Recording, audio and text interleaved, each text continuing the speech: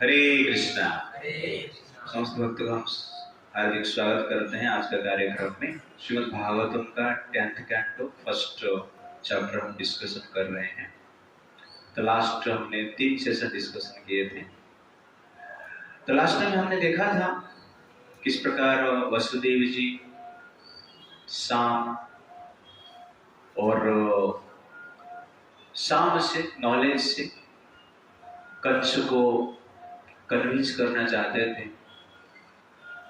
कि देवकी का हत्या करना ठीक नहीं, इसलिए वो कंस को मान सम्मान का भय दिखा रहे थे और आत्मज्ञान भी दे रहे थे।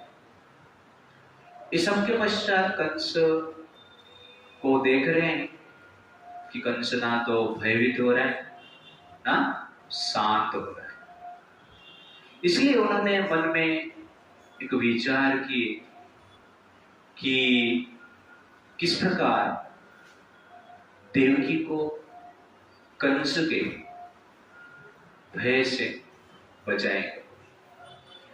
इसलिए वो कूटनीति का व्यवहार करते हैं, भेद का आश्रय लेते हैं। मन में विचार करते हैं कि कंस मेरे पुत्र के द्वारा मारा जाएगा और इसीलिए मैं क्या करता हूं,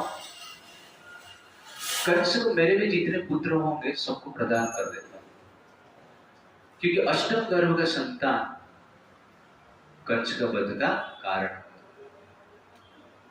मान लो कंस बीच में भी मर जाएगा तो भी चिंता की जरूरत नहीं, मरा नहीं है, मेरा पुत्र ही मार दे।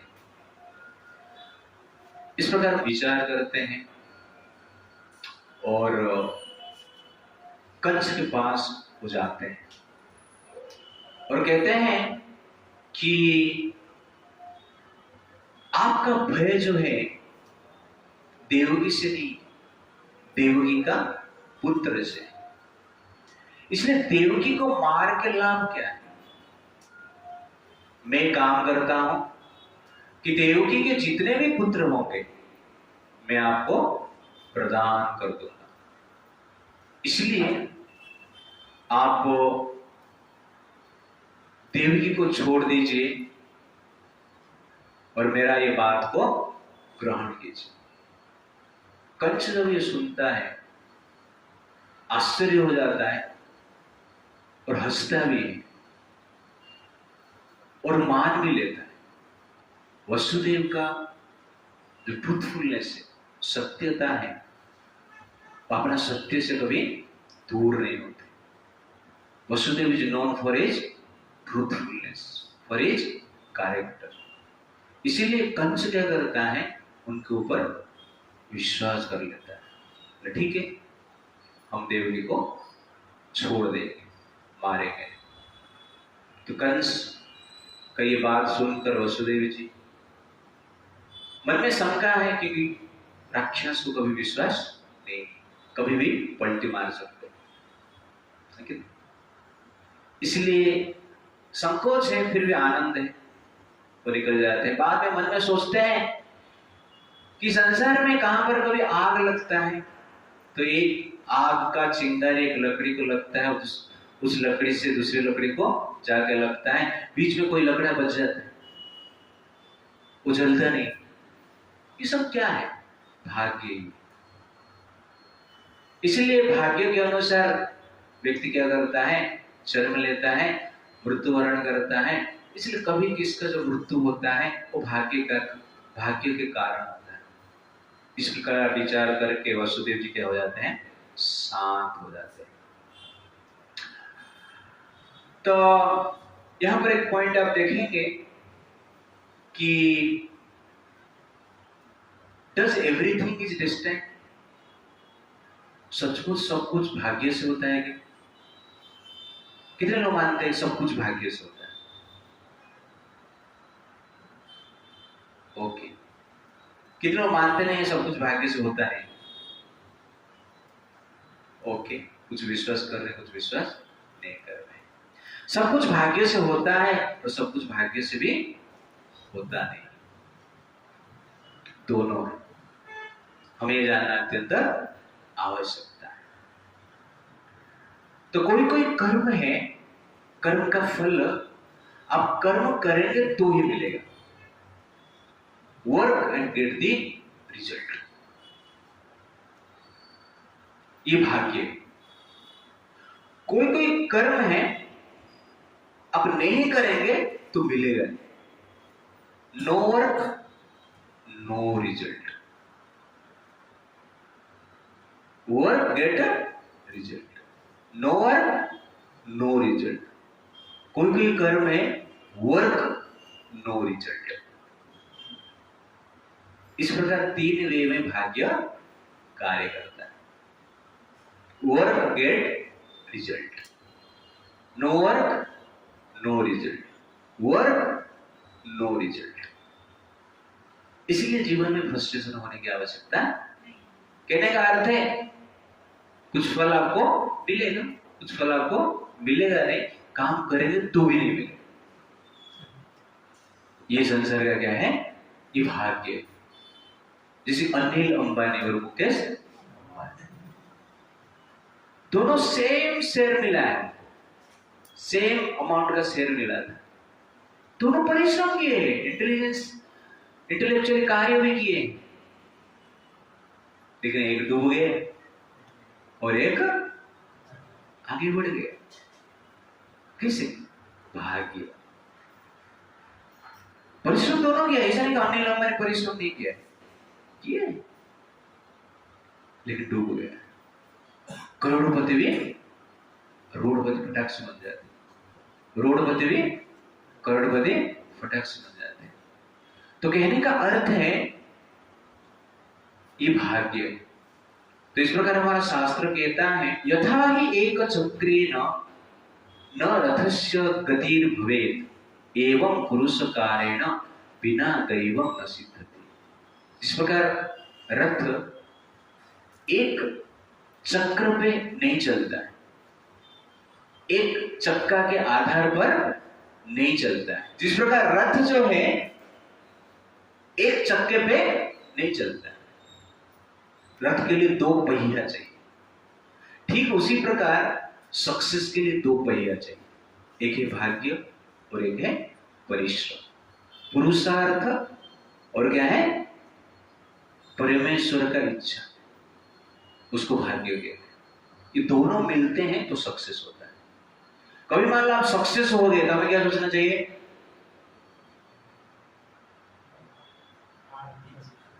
भाग्य साथ दिया। परिश्रम किया, सक्सेस हो गया तो भाग्य साथ दिया। परिश्रम किया, सक्सेस नहीं हुआ तो क्या है? भाग्य साथ में नहीं। इसलिए चिंता क्यों करने का? क्यों भाग्य साथ में नहीं है? पहला कर्म है। दो फ्रेंड थे,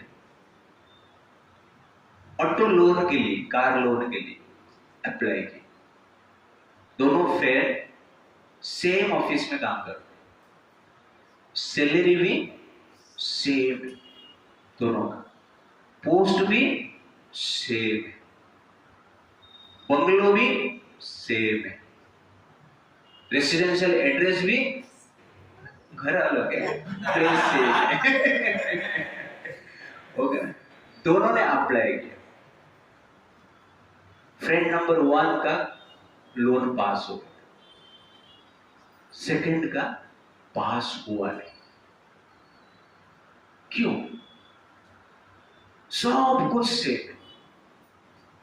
एक का पास हो गया, लोन मिल गया, दूसरे को लोन मिला नहीं। क्यों?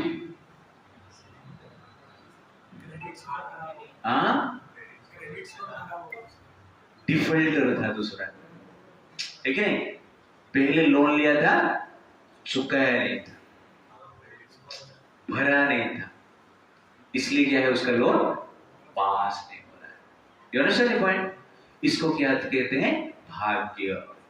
दोनों परिश्रम सेम किया है, क्वालिफिकेशन भी सेम है, सिचुएशन भी सेम है, बाहर दृष्टि से कुछ दिखता नहीं है कि क्यों लोन पास नहीं हुआ। लेकिन क्यों पास नहीं हुआ? पहले लोन लिया था, अभी तक भरा नहीं। डिफॉल्टर है, क्रेडिट क्लियर किया नहीं, इसलिए उसको रेड लिस्ट में डाल दिया गया है। तो वैसे ही हम परिश्रम करते हैं, सेम परिश्रम ही 2 जन कर सकते हैं, लेकिन एक सक्सेस होता है, एक सक्सेस नहीं होता। उसका पीछे कारण क्या है? भाग्य है। इसलिए शांत हो जाना चाहिए। यहां पर इसको पता है मैं डिफॉल्टर हूं, और हमें यहां पर पता नहीं कि मैं डिफॉल्टर हूं, लेकिन डिफॉल्टर है ना, इसलिए तो सक्सेस नहीं मिल रहा है। तो ये समझ के हमें क्या रहना चाहिए? शांत रहना चाहिए। That is the point. और कभी कभी कोई समस्या का समाधान करने के लिए हमें क्या करना चाहिए? डिप्लोमेसी का सहारा लेना चाहिए।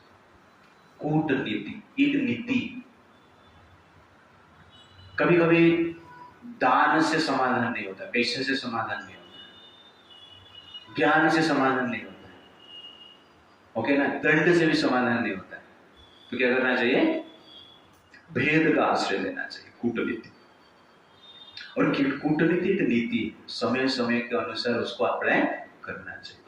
और वसुदेव जी यहाँ पर वही कर रहे हैं।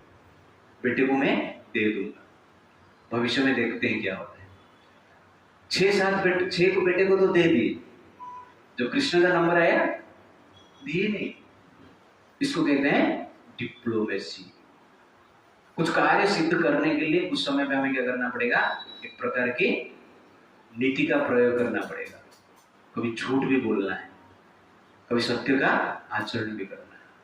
तो इस प्रकार वसुदेव जी यहाँ पर कार्य करते हैं। और वसुदेव ये क्यों करते हैं? देवकी को बचाना है। देवकी को क्यों बचाना है? क्यों बचाना है देवकी को? क्योंकि देवकी से कृष्ण आने वाले हैं, 8वां गर्भ में आने वाले हैं। लेकिन देवकी कृष्ण को जन्म देने वाले हैं, इसलिए उनका नाम क्या है? देवकी। देव को जन्म देने वाले, कृष्ण को जन्म देने वाले। इसलिए वसुदेव किसका सुरक्षा कर रहे हैं? देवकी का सुरक्षा करने वाले। वैसे ही हमारे जीवन में कृष्ण को कौन जन्म देगा? इस्कॉन, ठीक है? इस्कॉन के द्वारा हमें कृष्ण प्राप्त होगा, कृष्ण कॉन्शियसनेस प्राप्त होगा। इसलिए हमें क्या करना चाहिए? इस्कॉन का प्रोटेक्शन करना चाहिए। जैसे देवकी को मारने के लिए कंस प्रयास कर रहा था, ठीक उसी प्रकार इस्कॉन को मारने के लिए बहुत सारा ऑर्गेनाइजेशन प्रयास कर रहे हैं, पॉलिटिशियंस प्रयास कर रहे हैं, सो कॉल्ड रिलीजियस ग्रुप्स प्रयास कर रहे हैं, बड़े बड़े जो इंडस्ट्रियलिस्ट, पूंजीपति बोलते हैं, कैपिटलिस्ट, वो लोग भी क्या कर रहे हैं? प्रयास कर रहे हैं भारत का जो धर्म है उसको नष्ट करने के लिए। इसलिए हमें कैसे कार्य करना चाहिए? कूटनीति। वसुदेव जैसे कूटनीति अप्लाई करना, कहां पर साथ में लेके, कहां पर जन्माष्टमी को बुला के अच्छा प्रसाद खिला के, ओके कार्य करना पड़ेगा, काम लेना पड़ेगा, तब जाके क्या होगा? कृष्ण बचेगी, अदरवाइज इट्स वेरी डिफिकल्ट। इसलिए जिस प्रकार देवकी को प्रोटेक्शन करने के लिए वसुदेव जी प्रयास कर रहे थे, तो ठीक उसी प्रकार हमें क्या करना चाहिए? कृष्ण को प्रोटेक्शन करने के लिए प्रयास करना चाहिए।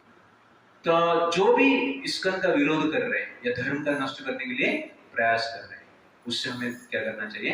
बचाना चाहिए। अभी बांग्लादेश में ऐसा फरमान आया है कि आप दुर्गा पूजा करेंगे तो कितना मिलेगा? कितना देना पड़ेगा? 5 लाख रुपया देना पड़ेगा। हिंदू लोग 5 लाख रुपया देंगे तो दुर्गा पूजा का पंडाल लगा सकते हैं, अदरवाइज लगा नहीं सकते। ये बांग्लादेश में हालत है, और भारत में आगे जाके ठीक वैसे ही होने वाला है, जब हम धर्म को रक्षा करने के लिए प्रयास नहीं करेंगे।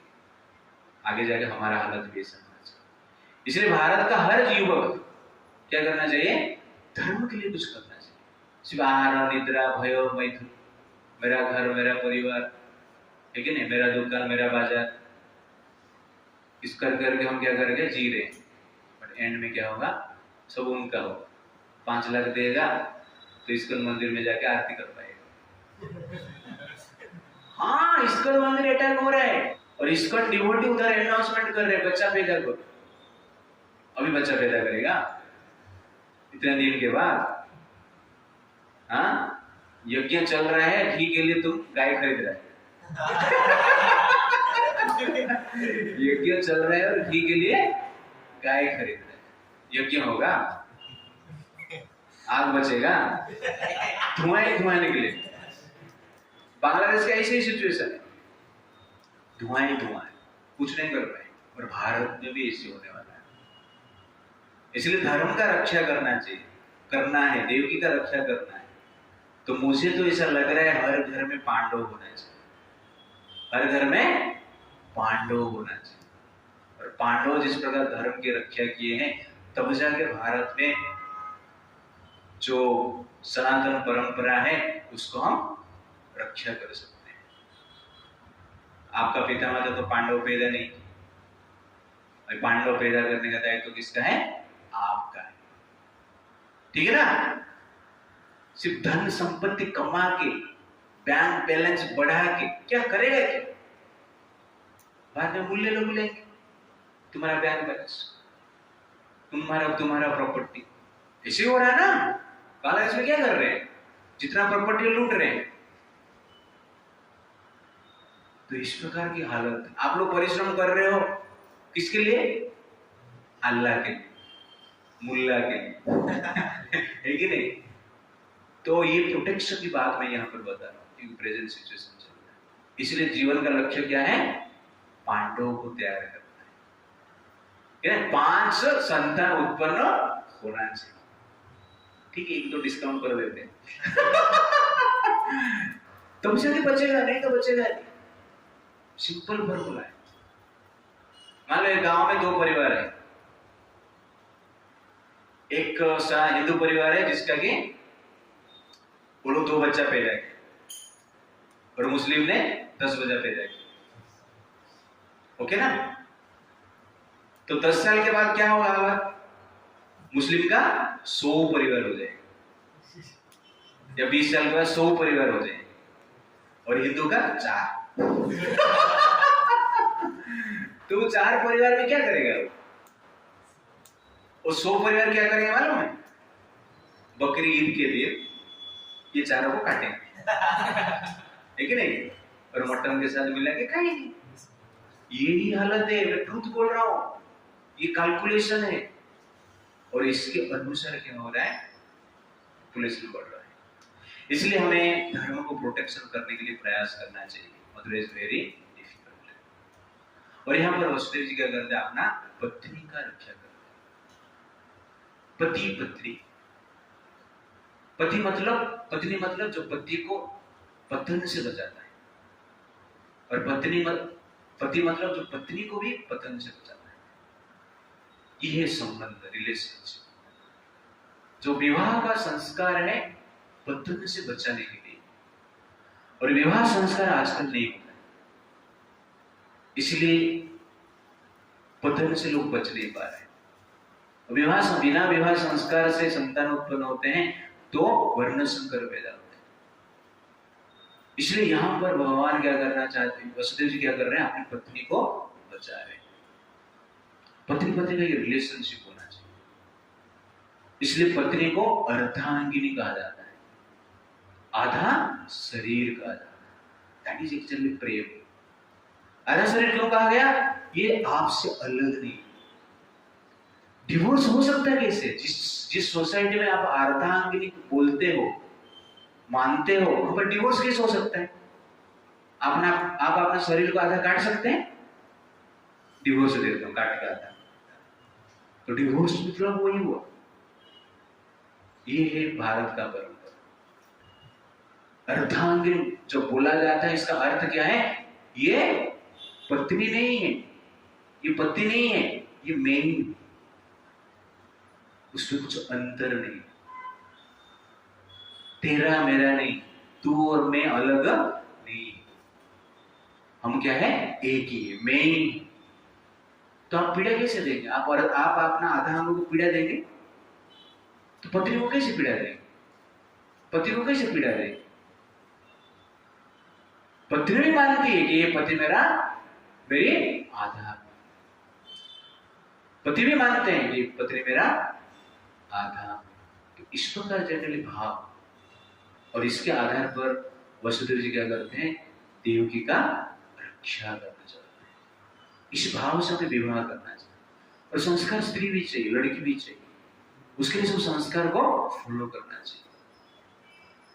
कभी कभी स्टूडेंट को पूछा जाता है शादी कभी होता है, तो एक स्टूडेंट को टीचर ने पूछा शादी कभी होता है, तो स्टूडेंट बोल रहा है, चालू था वो बोल रहे हैं कि जब वो राहु शनि केतु का दशा खराब रहता है, लेकिन मंगल अमंगल में रहता है, तब शादी हो जाता है। इतना भयभीत है लोग, और क्योंकि हमने संस्कार दिया नहीं और इस भाव को पालन नहीं किया है, और ये भी धर्म को ही नष्ट कर रहे हैं। इसलिए जो पति पत्नी का संबंध, अर्धांगिनी का भाव है, ये क्या करता है, एक धर्म को प्रोटेक्शन करने वाला संतान को जन्म देता है। इसलिए हमें इस परंपरा को निभाना चाहिए। That is the point. और एक यहां पर एक पॉइंट है कि कंस वसुदेव को विश्वास करता है। जिसका पुत्र मारने वाले हैं उसको विश्वास कर लेता है, तो सोचता नहीं, गारंटी किया है। आज का संसार में पुत्र को कोई बलिदान दिया है क्या? अपने आप को बलिदान दे देना ठीक है, पुत्रों का रक्षा करने के लिए लोग अपने आप को बलिदान दे देते हैं। वसुदेव क्या कर रहे हैं, पुत्र को देने के लिए बोल रहा है, और कंस मान जाता है, राक्षस मानता है। राक्षस जनरल इसके ऊपर विश्वास नहीं करते, और ये परिस्थिति में कैसे विश्वास करेंगे? बट कंस क्या है, वसुदेव को मानता है। ये वसुदेव जी का ट्रैक रिकॉर्ड है सत्य को फॉलो करने की। ये आदमी कभी सत्य से अलग नहीं हो सकता है। पुत्र को देगा बोला मतलब देगा, ये राक्षस है। Therefore, we should trust on the personality who has a trust on God. विश्वास किसको करना है? जो भगवान कृष्ण के ऊपर विश्वास करना है।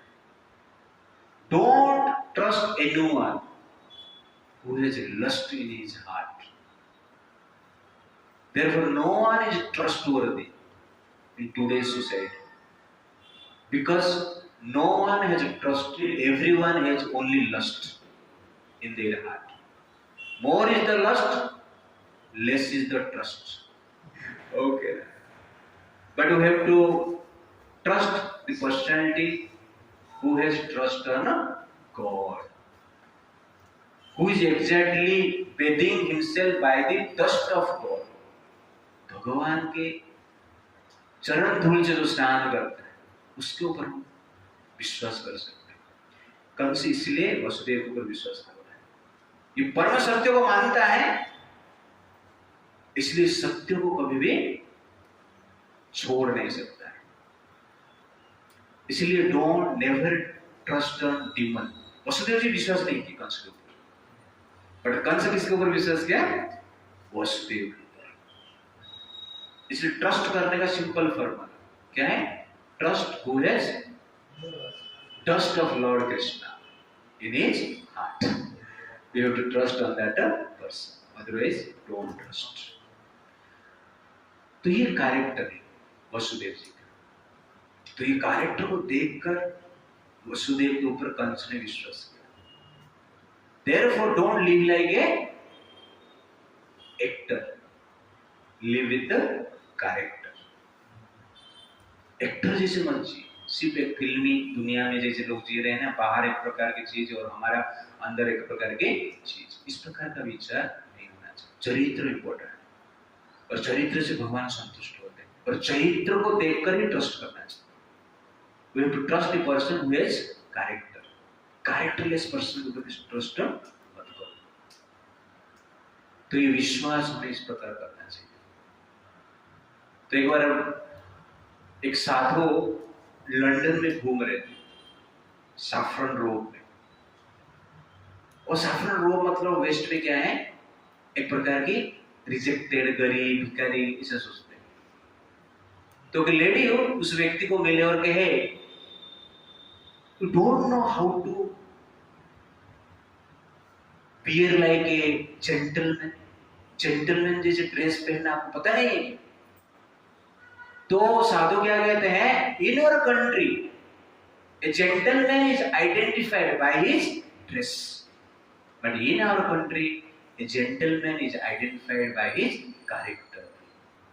चलिए dress, but the point I want to say, character, person is identified not by his dress but by his character. Krishna identify you by your character, not by your tilak. कितना तिलक अच्छा लग गया, जबरदस्त पट्टी वाला, पूरा कपड़ा क्लीन आयरन कड्डा, स्ट्रॉन्ग आयरन मार कर गया है, वैकुंठ जैसे चला जाएगा। लेकिन आज कृष्ण ये सब देखते नहीं। कृष्ण जनरली ट्रस्ट करते हैं किसके ऊपर, कैरेक्टर के ऊपर, और वो कैरेक्टर को टेस्ट भी करते हैं थ्रू आवर लाइफ। इसलिए we should live by character, we should not live like a actor but live with character. कुछ समय के बाद देवकी और वसुदेव के द्वारा 6 संतान उत्पन्न होते हैं। पहला संतान होता है कीर्तिमान, वसुदेव जी उनका नाम क्या रखे, कीर्तिमान। और उस संतान को लेकर आके कंस को दिए। कंस उस संतान को देखकर खुश हो गया, थोड़ा ऊपर उठाया, फेंका नहीं। ओके, पहला भांजा है, नाम क्या है, कीर्तिमान। और वसुदेव जी जानबूझकर नाम दिए थे कीर्तिमान। क्यों? कंस नाम सुन के उसका कीर्ति रखने के लिए मारेगा नहीं। कीर्तिमान नाम दिए, और कंस खुश हो जाता है वसुदेव का ये कैरेक्टर देख, जो बोला था वही किया है। आज तक मैंने ऐसा संसार में देखा नहीं, जो अपना वाणी को, वचन को रक्षा करने के लिए पुत्र को ही दे दिया। मैंने सोचा था देगा करके, लेकिन क्या ये दे ही दिया। बोलते चिंता मत करो वसुदेव, आपका चरित्र से मैं प्रसन्न हूं, इसलिए टेंशन मत लीजिए। ये कीर्तिमान को लेके चाहिए, जीवन में खुश रहिए। कीर्तिमान से मेरा कुछ भय नहीं है, 8वां गर्भ का संतान मुझे मारने वाला है, इसलिए आप टेंशन मत लीजिए। इस प्रकार क्या करते हो, विचार करते हैं और वसुदेव को भेज देते हैं। वसुदेव जी चाहते हैं, लेकिन मन में विचार है कि कंस को कुछ गारंटी नहीं, कुछ भी हो सकता है। उसके बाद नारद मुनि आते हैं। नारद मुनि आके कंस को मिलते हैं, नारायण नारायण नारायण। और नारद मुनि ऐसा के साथ हुए जिसको आतंकवादी और डिवोटी दोनों पूजा करते हैं। ओके ना, नारद क्यों, मीडिया वाले हैं ना। मीडिया वाले सब लोग को क्या करेंगे, सबको सब लोग आदर करते हैं मीडिया वाले। नहीं तो नाम खराब कर देंगे। थोड़ी सी चलती नारद, इसलिए कंस भी नारद मुनि को एक्सेप्ट करते हैं, पूजा करते हैं। बाद में नारद बोलते हैं, आप लास्ट लाइफ में काल नेमी थे और अभी कंस के रूप में जन्म लिया है। लास्ट लाइफ में भगवान विष्णु ने आपको मार के भगाया था, और ये लाइफ में आपको फिर से मारने के लिए जन्म लेने वाले हैं यदुवंश में। मैंने स्वर्ग में जाकर घूम रहा था, मुझे सुनने में आया कि सब देवता ऑलरेडी यदुवंश में जन्म ले चुके हैं। मैं रिकॉर्डिंग करना भूल गया था, इसलिए फोटो नहीं दिखा रहा हूं। लेकिन इंफॉर्मेशन मेरे पास है। और ऐसे भी सुना मैंने कि देवताओं की जो पत्नी है यदुवंश में जन्म ले चुके हैं कृष्ण का पत्नी बनने के लिए, इसलिए सतर्क रहेगा। और एक लोटस फ्लावर दिखाते, बोलिए फ्लावर दिख रहे हैं क्या है? बस बोले लोटस फ्लावर है। अरे नहीं, ये लोटस फ्लावर में जो पकोड़े दिख रहे हैं, पेटल्स दिख रहे हैं, पहला पेटल्स कौन सा पता? 1 2 3 4 5, 1 2 3 4 5। कंस कंफ्यूज्ड, तो नारद मुनि बोलती लोटस फ्लावर रख, मैं जाता हूँ। गिफ्ट देगो चला जा। कंस को पता चल जाता है कि कृष्ण कभी भी जन्म ले सकता है, मेरा काल कभी भी जन्म ले सकता है। नारद मुनि को धन्यवाद देता है, अच्छा सेवा किया है, बुद्धि दे के गया है। इसीलिए नारद मुनि कौन सा पार्टी में पता नहीं चलता है। वो आतंकवादी का पार्टी में गया, देवताओं के पार्टी में, मीडिया किसके पार्टी में, ये कंफर्म नहीं हो पाता। नारद मुनि जाने के बाद तुरंत वसुदेव को कंस बुलाते हैं और उनके हाथ से कीर्तिमान को लेते हैं और क्या करते हैं, पत्थर पे पटक देते हैं, मार देते हैं। आंखों के सामने कीर्तिमान का मृत्यु हो जाता है। वसुदेव जी रोते हैं, देवकी भी रोती है। इस प्रकार 1 साल बीत जाता है, सेकंड संतान पैदा होता है और उस संतान को भी लेकर के कंस को देते हैं।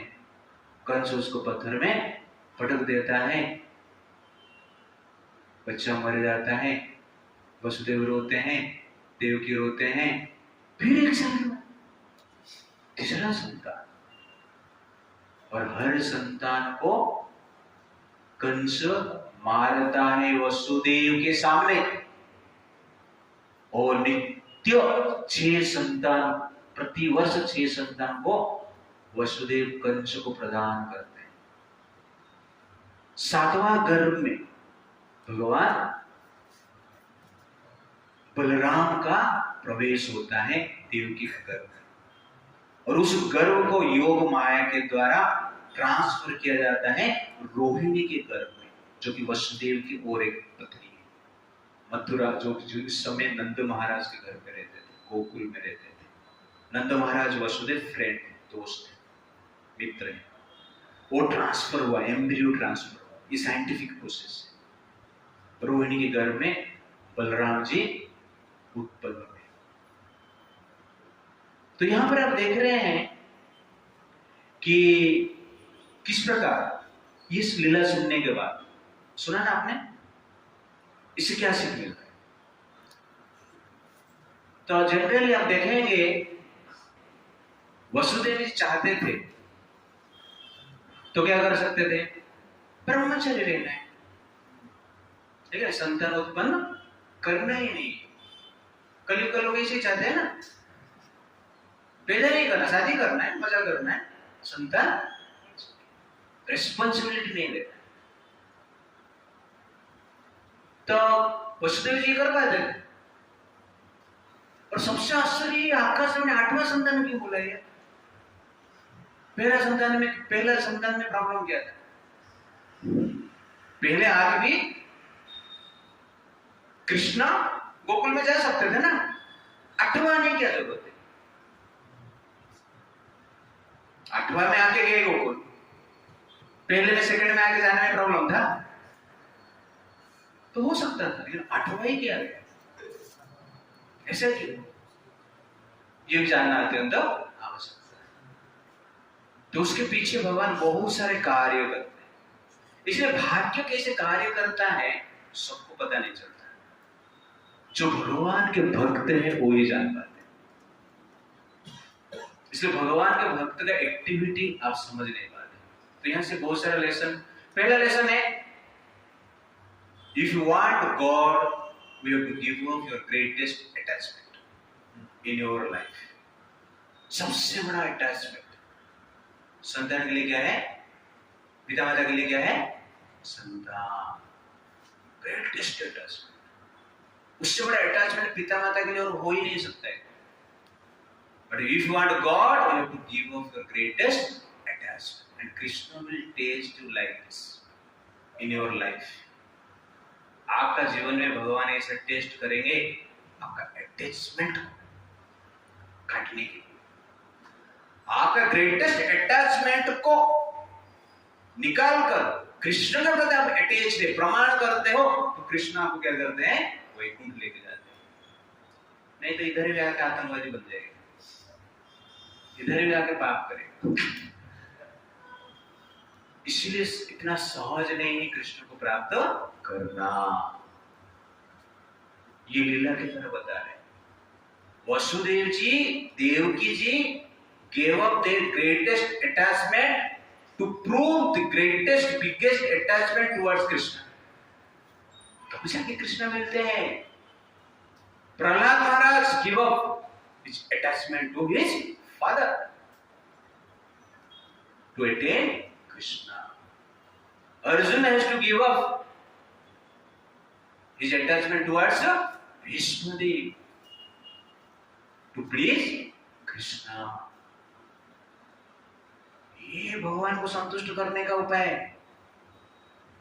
आपको लग रहा है मैं माला पहन लिया भगवान संतुष्ट, इतना आसान नहीं है कृष्ण को प्राप्त करना।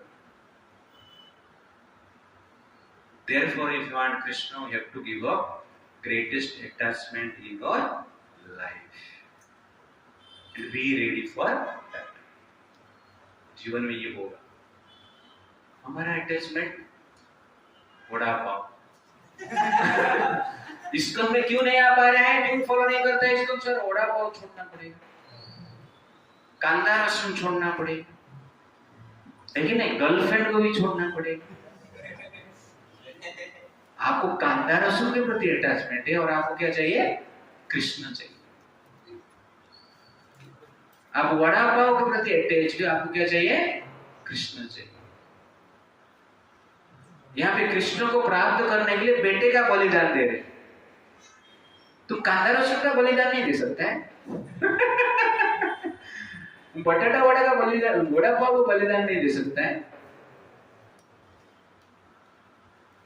पाप का बलिदान नहीं दे सकता है। और हमें क्या चाहिए, कृष्ण चाहिए। इतना सस्ता माल है क्या कृष्ण? आपको मिल जाएगा। Therefore, if you want Krishna, you have to give up your greatest attachment. Otherwise, it's very difficult to attain Krishna। कभी लोग पूछते हैं, प्रभु जी ये बच्चे को मार दिया है, अपने बच्चे को मार दिया, पाप किया है ना अपने बच्चे को मार के। क्या वासुदेव पापी है? क्या वासुदेव एक क्रूएल पर्सन है, निर्दयी है? क्या वासुदेव स्वार्थ से लिप्त थे? नहीं। Vasudev was not a sinful person. He was exceptionally pious person. Vasudev was not a cruel person. He was strongly kind person with kindness. Vasudev was not a selfish person.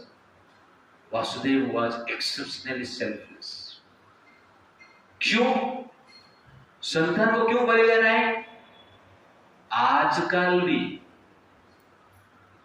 जब संतान पैदा होने से पहले पता चलता है कि संतान जन्म होने के बाद मां का देहांत हो सकता है, तो भी गवर्नमेंट का नियम है कि उस संतान को आप मार सकते हैं मां को बचाने के लिए। रेडी है ना? ऐसा नियम। संतान को बचाने के लिए मां को नहीं मार सकते, क्योंकि मां को बचाने के लिए संतान को मार सकते। आजकल लोगों के पास ये दिमाग, वसुदेव के पास नहीं था। 6 संतान को इसे दे दिए। क्यों दिए? क्योंकि संतान का धर्म है पिता माता का रक्षा करना, जीवन देके।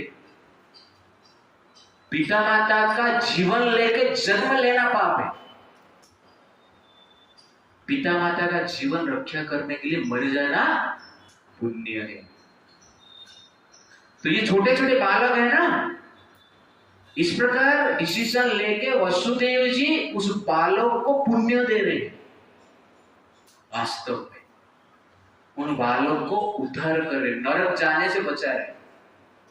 भौतिक दृष्टि से भी आप देखेंगे तो भौतिक दृष्टि से भी वासुदेव गलती नहीं कर रहे, क्योंकि संतान का धर्म पिता माता का रक्षा करना है। आजकल मार देते हैं अलग बात है, लूट लेते हैं अलग बात है, ज्यादा औरंगजेब पैदा हो गए, ओके ना।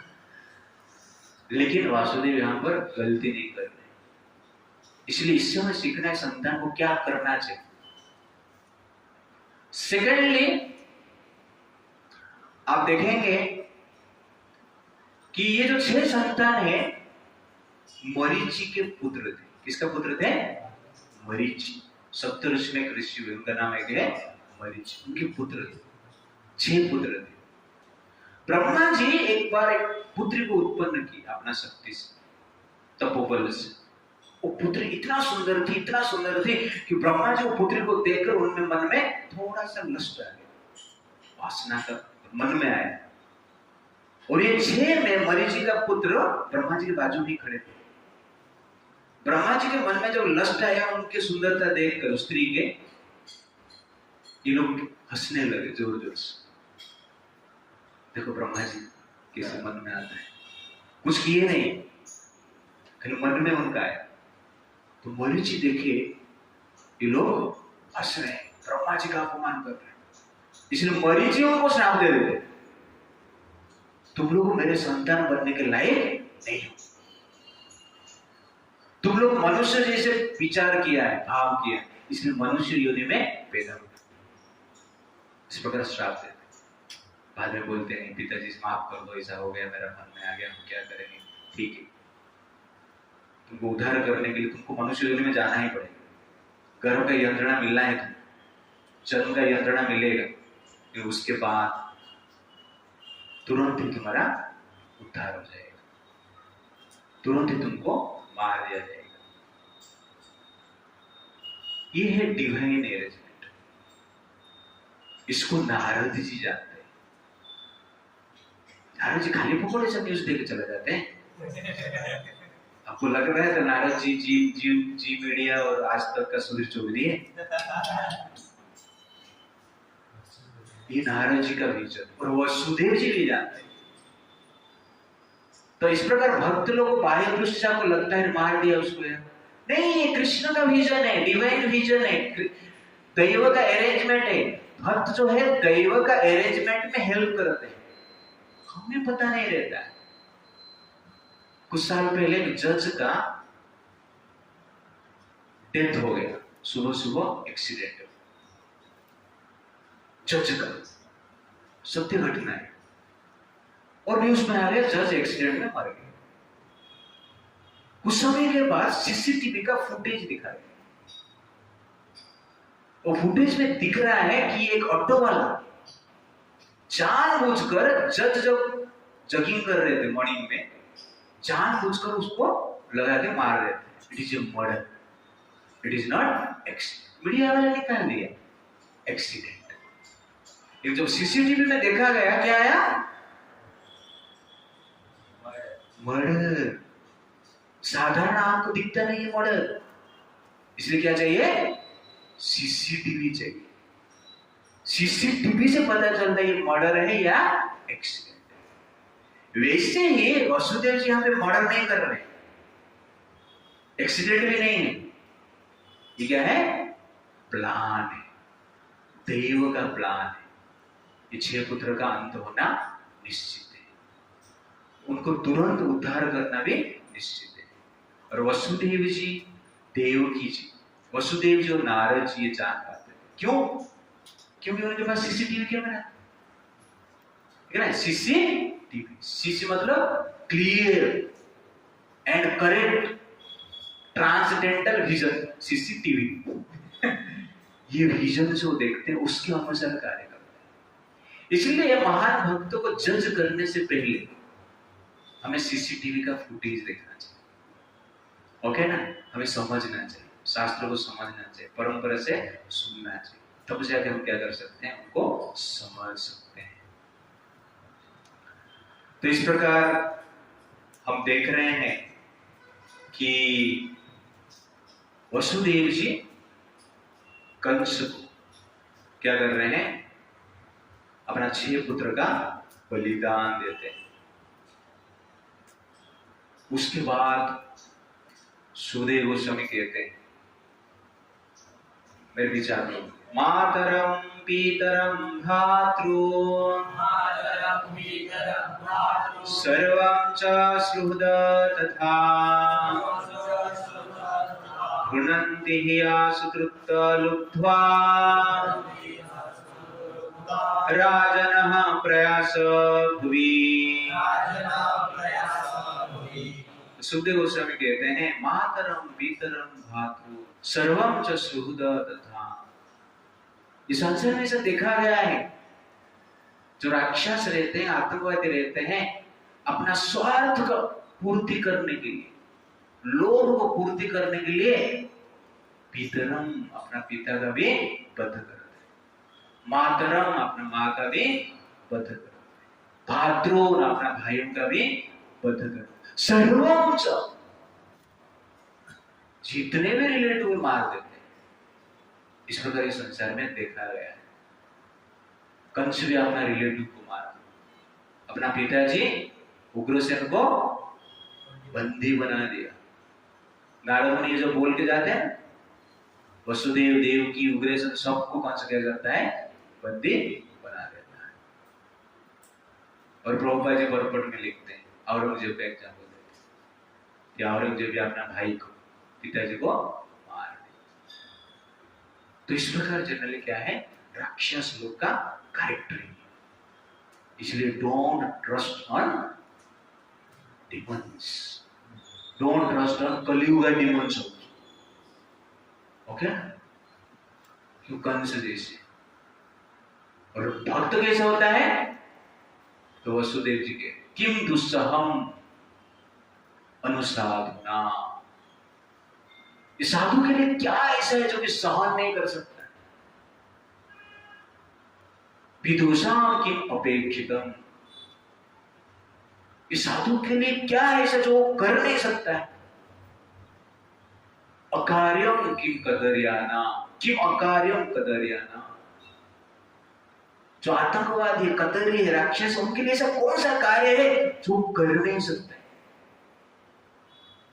किम दुस्तेज्यम दुष्टात्माना, और साधु के लिए ऐसा क्या है जो कि त्याग नहीं कर सकता।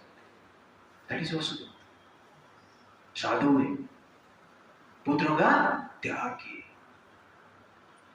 इतना बलिदान देना आसान नहीं। तो राक्षस एक एक्सट्रीम लेवल पे काम करते हैं, और साधु भी क्या करते हैं, एक एक्सट्रीम लेवल पे कार्य करते हैं।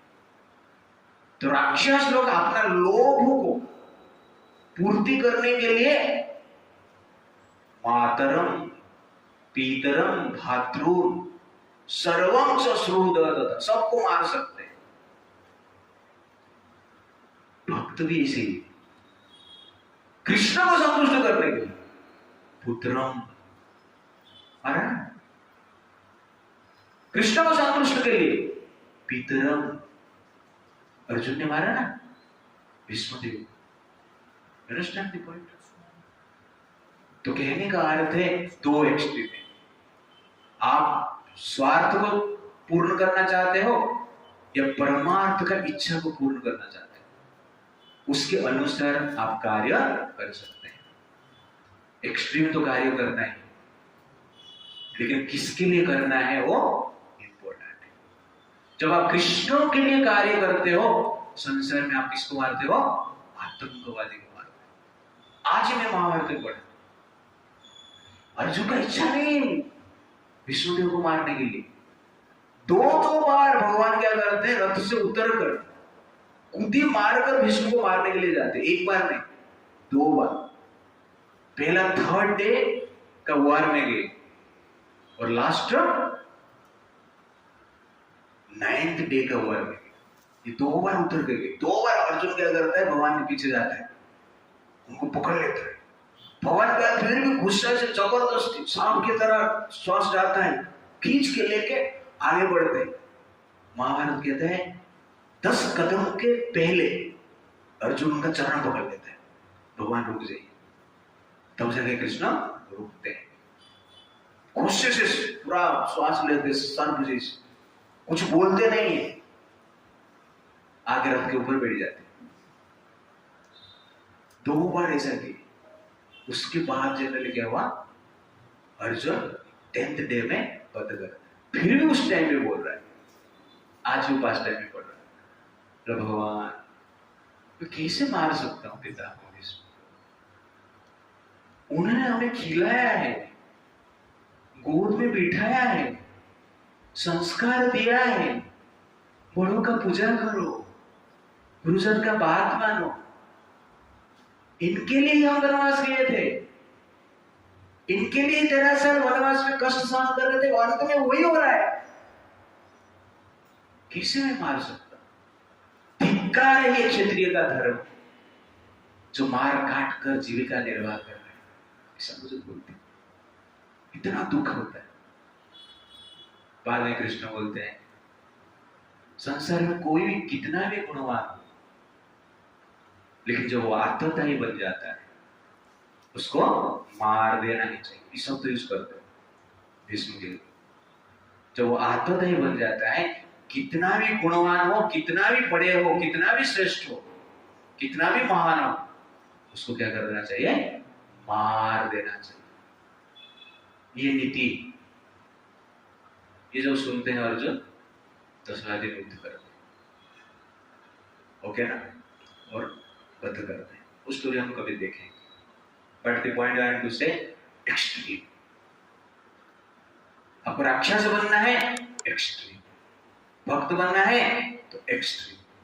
If you are in extreme we will attain supreme.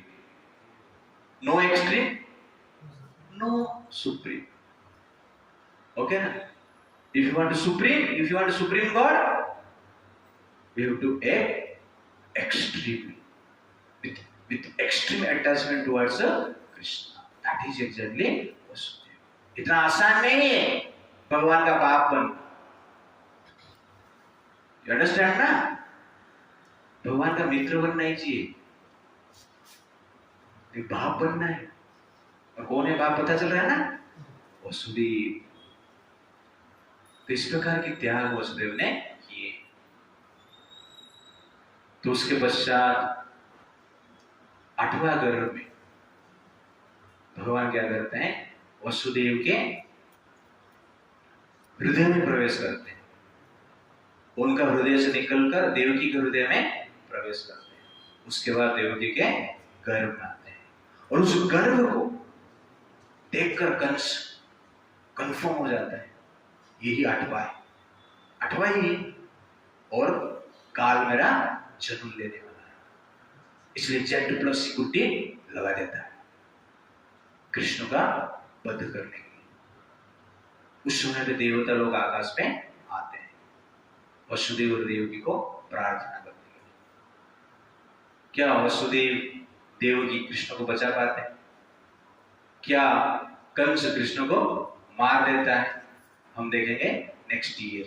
हरे कृष्णा कृष्णा कृष्णा हरे हरे, हरे राम राम राम हरे। श्रील प्रभुपाद की, अनंत कोटि वैष्णव वृंद की, समवेत गौर भक्त वृंद की, गौर प्रेमानंदे।